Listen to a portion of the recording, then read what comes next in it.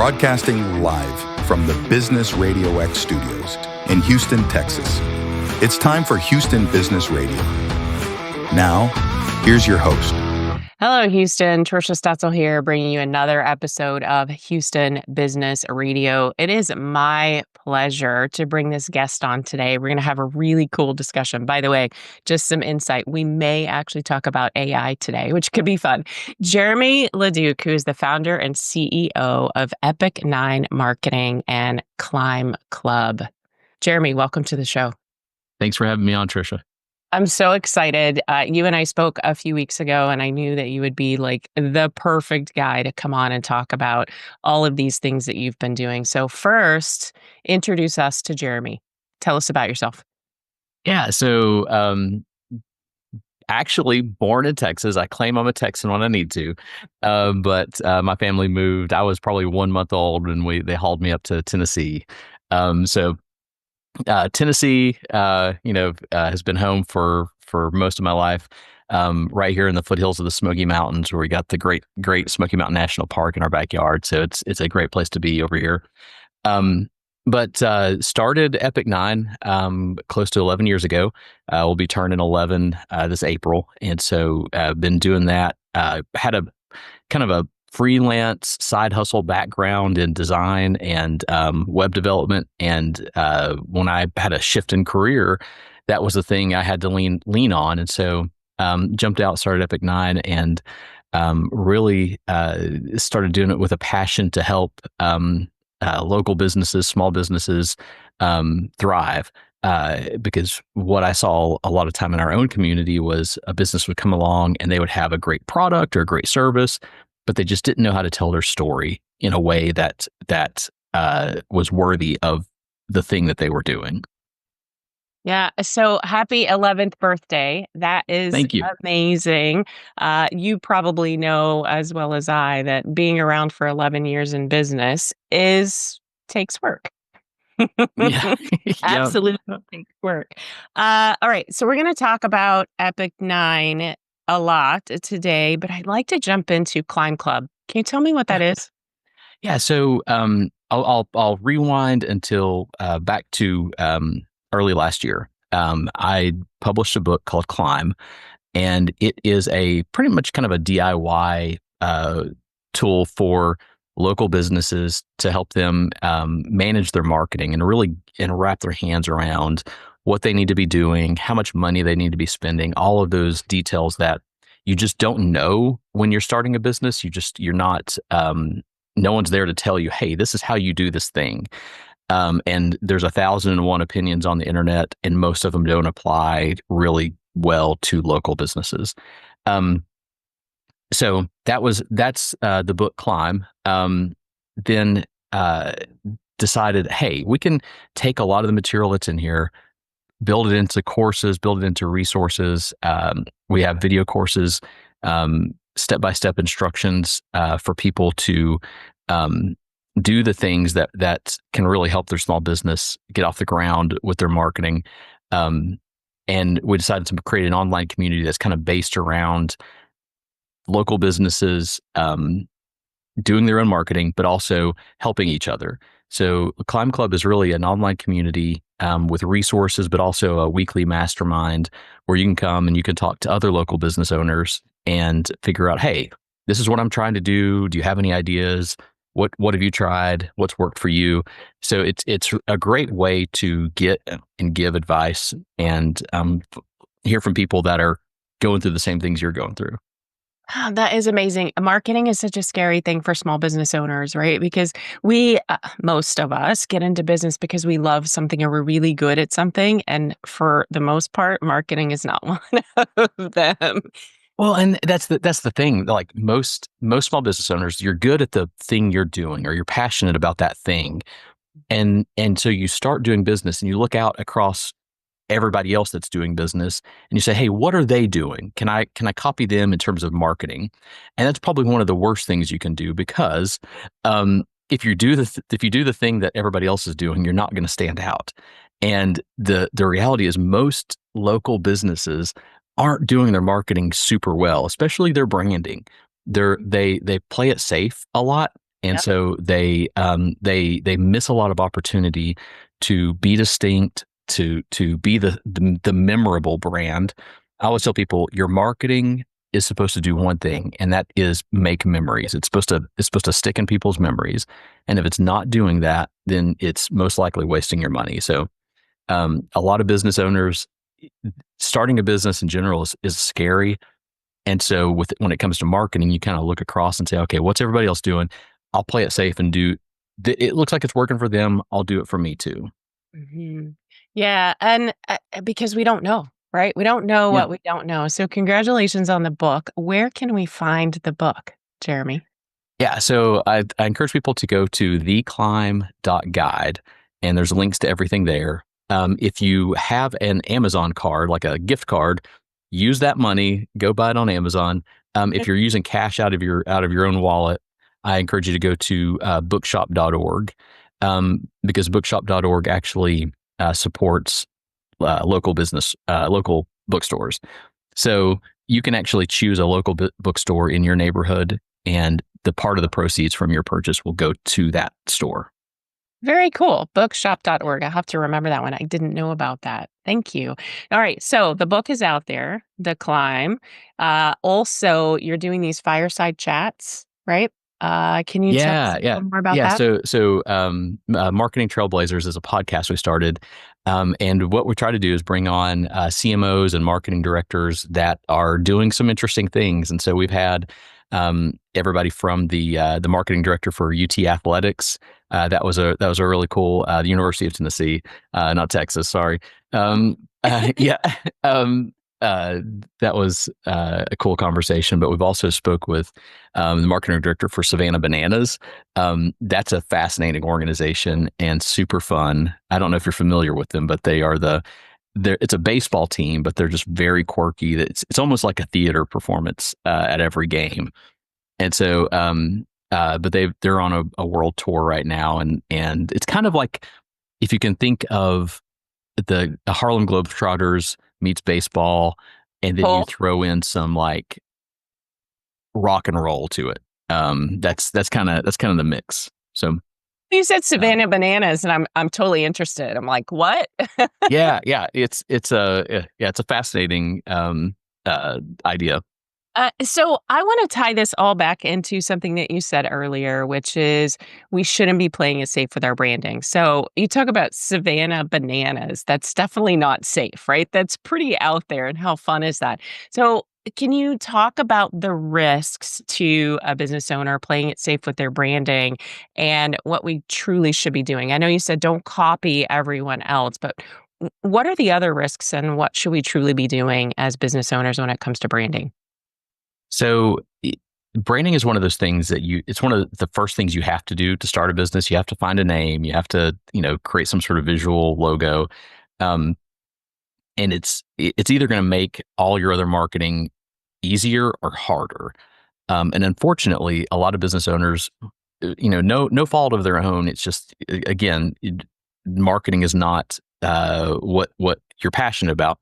Um, but they start off and they make their job. They make a hard job for future Mhm. them, right? And by coming up with a boring name or a boring logo, um, and so one of the things that I always encourage folks to do is look out across, look at your competition, look at the landscape. How can you take a calculated risk, be different? If everybody in your town is, Jones Insurance and Fred's Plumbing and that sort of thing, how can you create a name that stands out and is a little bit more interesting? It can be funny. It can be bold. But something that makes a connection with people. And figure out how can you do that. You don't necessarily want to, bet the farm on something crazy, but the nice thing is the good news is that bar is set pretty low, so you don't have to go crazy. You can just go a little bit crazy, and do something that's different and that stands out. It's gonna feel risky, right? But here's the Mhm. thing: when I say that the riskiest things to do is play it safe, you're really not playing it safe by playing it safe, right? It feels safe, but it's a false sense of safety. And the same is on the reverse. It feels risky, but it's really not. It's one of the best things you can do for your business. I think part of the fear, the thing that makes it feel risky, is that when you're starting a business, you think, all right, I don't know if this is gonna be good. I don't know if I'm gonna make it. And you have all of these anxieties and insecurities that just come with the territory. And so you don't necessarily want to draw a lot of attention to yourself, right? Because if you're going to fail, you'd rather fail, and no one, you didn't make a big splash. But when you start out like that, you're making it easier to fail, right? And so if you come out of the gates and you've got a strong brand, you've got a strong name, jump out there and if you're going to do it, dive all in, right? Jump in with both feet and create a brand that stands out. And so it feels risky, but it's one of the safest things you can do for your branding and your marketing. Well, and probably having a conversation with an expert like you, Jeremy, is very helpful, right? So that we can Mm, sometimes, as business owners, just get out of our own way, right? Or even read your book, get some ideas from there, I'm assuming. So yeah. I'd like to kind of um, shift into AI because I think that it plays a role here in creating ideas. So, number one, AI, there are a lot of tools when we say AI. We're not just talking about the chat bots that everybody's playing with right now. There are lots of tools out there in the AI space. So, can you talk about how we might use as business owners AI to help with those ideas when it comes to, let's talk about branding first, and then we can slide into the marketing piece? Yeah, so we use it every day. Just the full disclaimer there. We love it, and I think it for our industry it has a lot of benefits. Um, but it's really like a good brainstorm partner, right? If you're thinking, hey, I need to do something. I'm thinking about creating an event or making a campaign, and this is the theme. Can you help me come up with some ideas?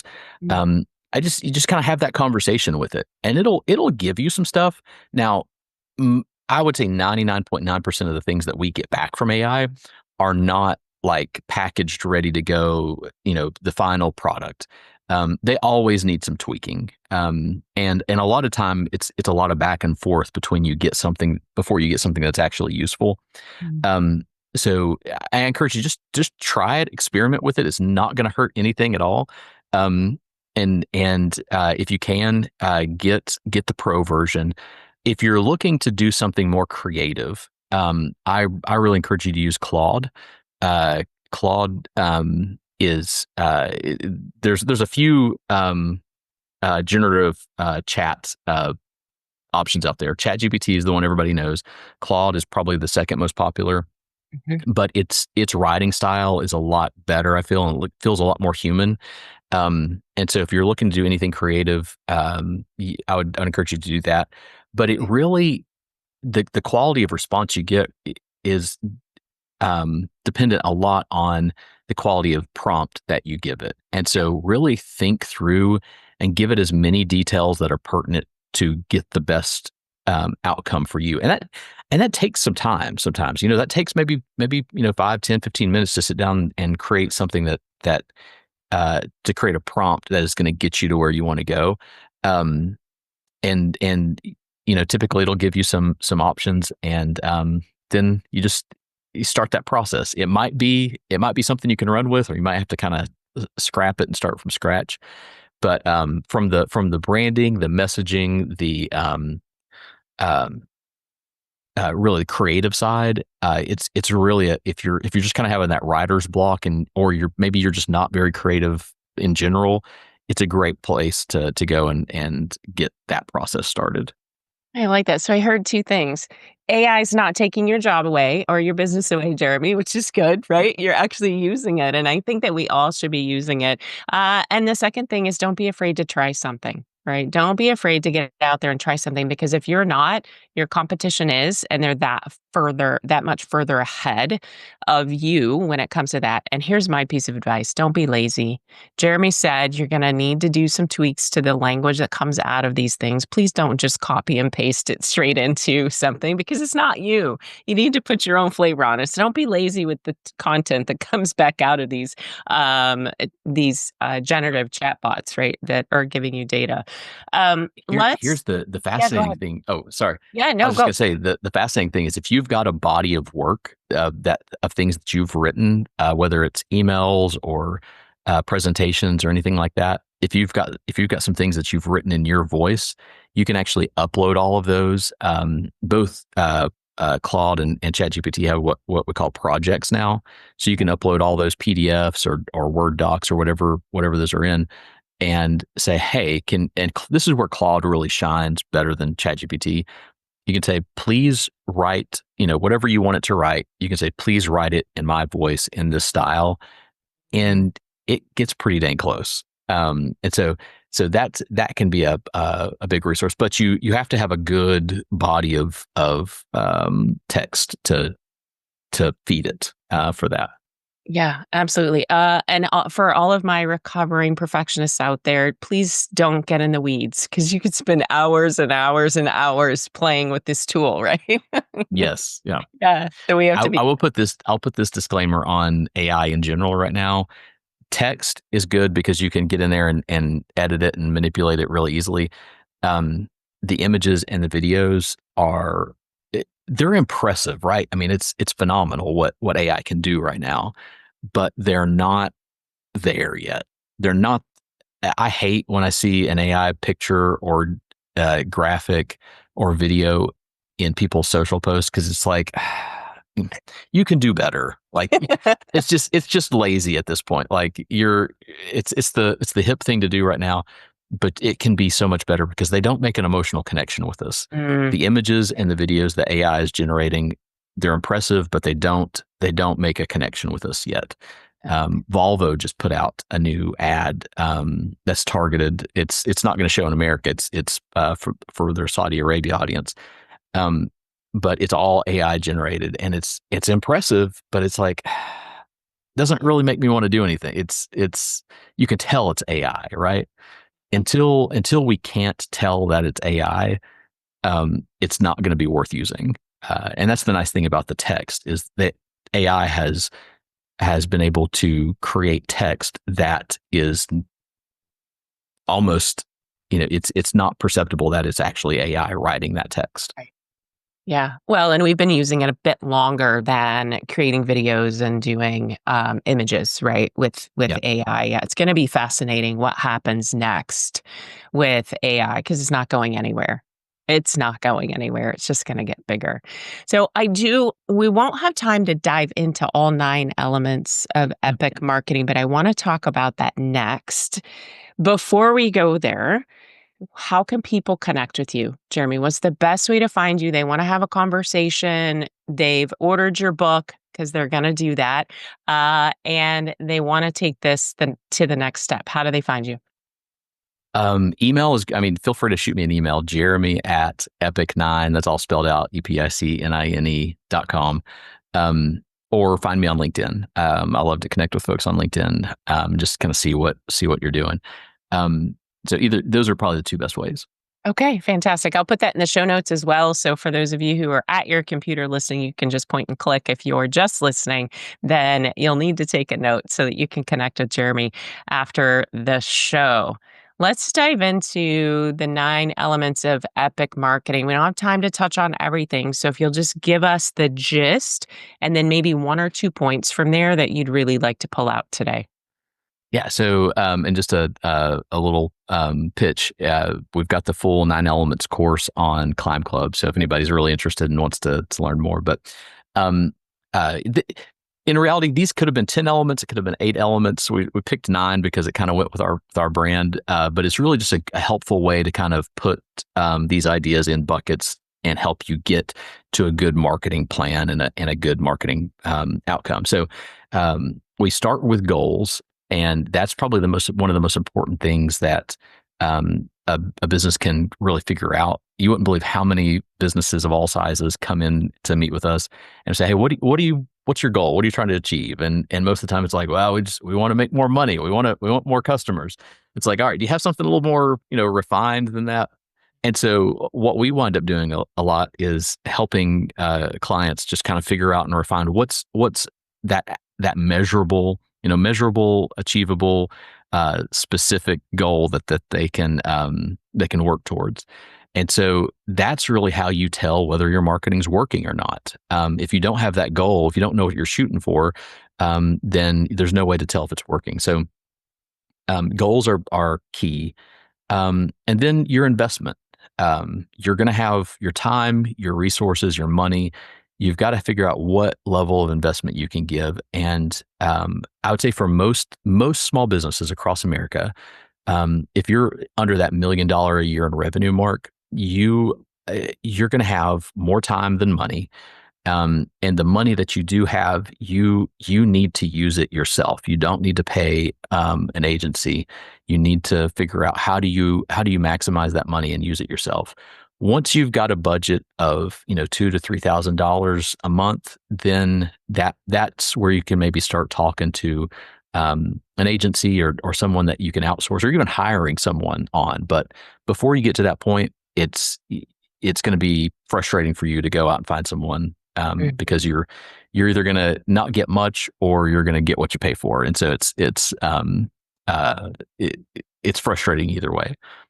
And then so goals, investment. Then we talk about strategy, and really that's kind of mapping out that course for how do you get to your goal, right? With the investment level that you have and the goals that you've set. What's the best, fastest, most efficient route you can get to that goal? But then the core is, like we talked about earlier, the core is branding. That's going to make everything else. It's going to set the tone for everything else. And then we talk about advertising, your online presence, whether that's your website, your reviews, all of that sort of stuff.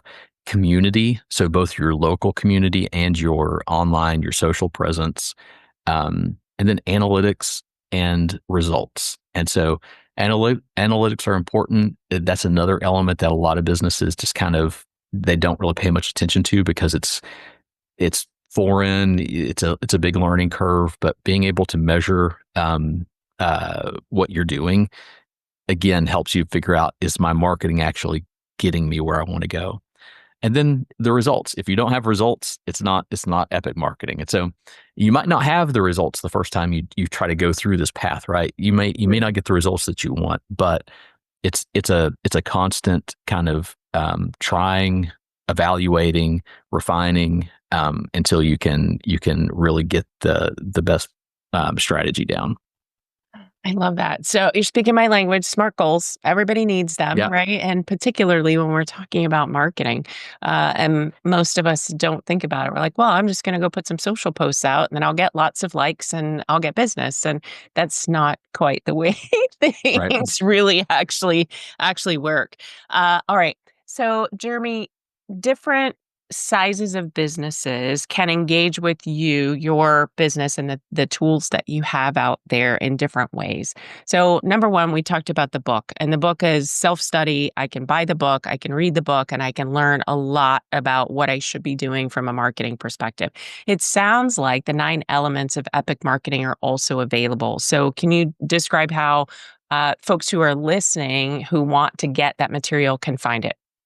Yeah. So if you're in that category where you're making less than $1 million a year, Climb Club is going to be the best resource for you. It's $58 a month. We are doing a free month trial, so you can get in, explore it, see if it's a good fit. But you can go to theclimbclub.com and sign up there. You'll have access to the 9 elements. You'll have access to several other courses and step-by-step instructions. I encourage people to make sure you have at least about 4 hours a month to really put towards your marketing to make it worth it for you. If you don't have that much time, then as good as it is, it's not going to do much for you. It's because it's work, right? when you're under that $1 million year revenue mark, you've got to put in the work to do your own marketing. It's just the nature of the beast right now. So theclimbclub.com is where you get that.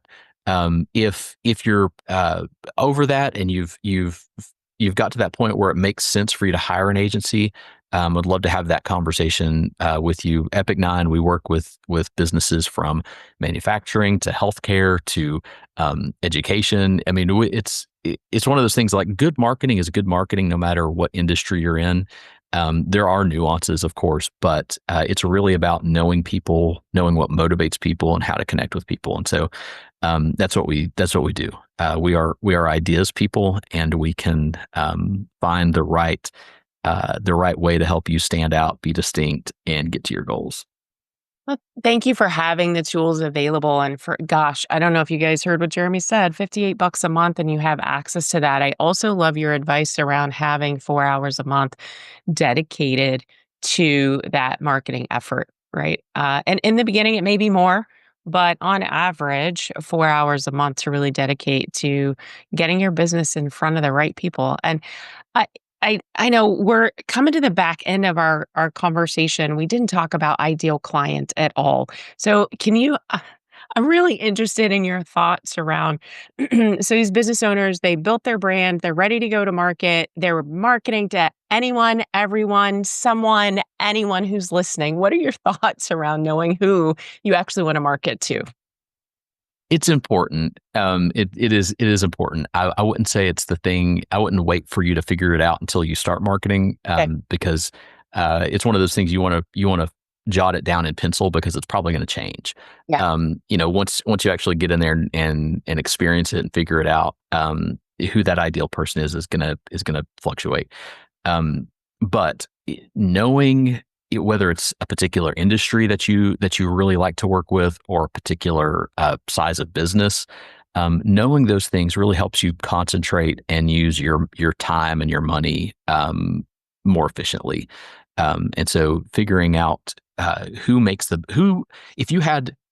you could pick all your clients, if you could pick the one that you would just clone because they are easy to work with, they pay on time, they don't give you any problems, like, who would that be, right? And then figure out how do you make more of those, and whether you're going about it with advertising or social media or whatever angle you're going after, knowing who that ideal customer is really helps you target or tailor your messaging, your targeting, all of that sort of stuff to that person. Yeah, it doesn't mean you can't work with other people outside of that. It's just your marketing message, Yes. right? Yeah. Yes. I like to think of it as like a target, right? That's your Yeah. bullseye. Now, Mhm. and if you shoot for the bullseye, you're going to hit all the spots around. And those are good too, because you're not going to hit the bullseye every time. And so, or maybe you are, and I can come learn from you. Yeah, I knew I liked you for a reason. I'm just saying. I'm just kidding. I preach this all the time, and appreciate that I'm not like out in left field talking about we need to, from a marketing perspective, know who we're talking to, right? And not marketing to anyone, everyone, someone, and crossing our fingers and hoping, because I've been there. I did that. I had I've done all the wrong things myself. So, okay. Now that I got that out of the way, because I was very curious, I'd love to hear your favorite success story. It could be yours or maybe one of your clients. Would you like to share something? Yeah. So, if I can, I'll pull two different examples. One is from our climb club, and which we just launched a few months ago, back late 2024. And it was a new business. She had just started that year, and she does elder care, right? So she's an elder care consultant, and helps people that have aging parents, or maybe their spouse is aging, or they're aging, and they're just trying to figure out, how do you navigate this part in your life. And so she works with people and develops plans and all of that. And so it's not something that, typically people are going to Google and searching for, and, elder care consultant, right? That's not a kind of in our common Yeah. verbiage these days. Um, And so a lot of what she has to do is really kind of on the education side and the brand awareness side. And so in our mastermind groups, which we have with Climb Club every week, she was kind of saying, she was having trouble finding leads and getting folks. And there was one idea that someone threw out that she said, that sounds like a good idea. I'm going to try it. And the very next week she came back and said, what, I got a lead. And then the next week she's like, I got another one.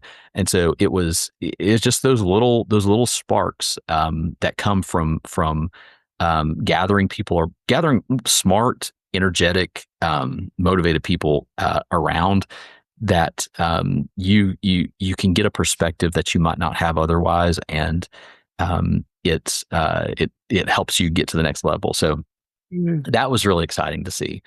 Yeah, and then I would say one of my favorite examples of one of our larger clients is a credit union, actually, and they, banks and credit unions are they're not super fun brands, right?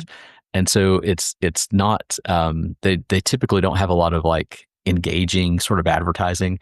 It's always like, your money is safe with us, bank with us, we're the community bank, Right. That sort of thing. So we worked with them to come up with a tagline. They couldn't change their brand itself, right? Their name, their main brand was pretty locked in stone. There was no way we could change that. But we worked with them to come up with a tagline that really connected with folks and allowed us to use that tagline in a larger campaign for TV, for billboards, all the things. And it did well. We saw their brand awareness kind of skyrocket from, they had, I think, about 30,000 searches for the name per month before.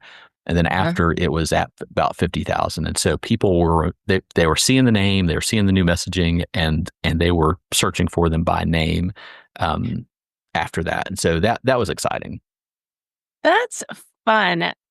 Jeremy, thank you so much for being with me today. I really enjoyed our conversation. We touched on so many things today. We did. Yeah, it was fun. It was good. But I'm excited about people taking advantage of the work that you've put together for smaller businesses and even working with larger businesses. So thank you for being with me today. I appreciate it. Thank you for having me. It's great. All right, Jeremy LaDuke, our CEO and founder of Epic 9 Marketing, as well as Climb Club. For those of you who are interested, reach out to Jeremy, connect with him on LinkedIn, or you can go to theclimbclub.com to get all of the information that he was talking about there. That's all the time we have for today's show. Join us next time for another exciting episode of Houston Business Radio.